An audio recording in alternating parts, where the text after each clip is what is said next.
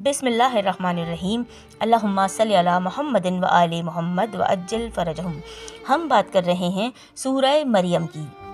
سورہ مریم پارہ نمبر 16 میں ہے۔ رکوع اس میں 6، کل آیات 98، کلمات اس میں 780، حروف اس میں 3780 ہیں۔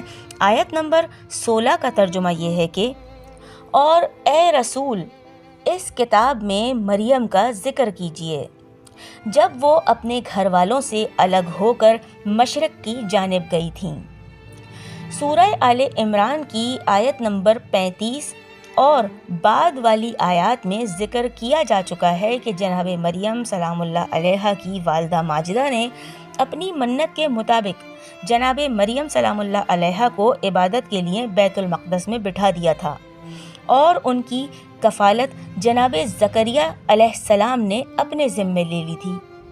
جناب مریم سلام اللہ علیہا بیت المقدس کی ایک محراب میں الگ تھلگ بیٹھ گئی تھیں، اور وہ محراب بیت المقدس کے مشرقی حصے میں تھا، اور انہوں نے وہاں ایک خاص قسم کا پردہ بھی لٹکا رکھا تھا تاکہ نہ وہ کسی اجنبی کو دیکھ سکیں اور نہ کوئی اجنبی ان کو دیکھ سکے۔ جناب جبریل علیہ السلام ایک نوجوان خوبصورت مرد کی شکل میں ظاہر ہوئے۔ ممکن ہے کہ یہاں جناب مریم سلام اللہ علیہا کی انتہائی پاک دامنی کا انتخاب ہو کہ ایسے زبردست محرکات میں بھی ان کے جذبات کو جنبش نہ ہو سکی۔ جناب مریم سلام اللہ علیہا ایک اجنبی مرد کو اچانک اپنے حجرے میں دیکھ کر قدرتاً ڈر گئیں، مگر فرشتے کے چہرے پر شرافت اور طہارت کے آثار دیکھ کر بس اتنا ہی کافی سمجھا کہ میں تیری طرف سے رحمان کی پناہ میں آتی ہوں۔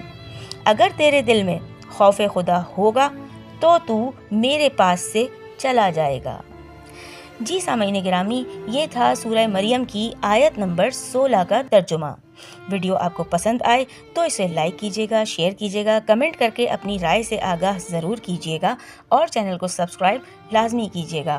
بہت جلد آپ سے پھر ملاقات ہوگی انشاءاللہ سورہ مریم کی مزید دوسری آیات کے ترجمے کے ساتھ۔ جب تک کے لیے اللہ نگہبان۔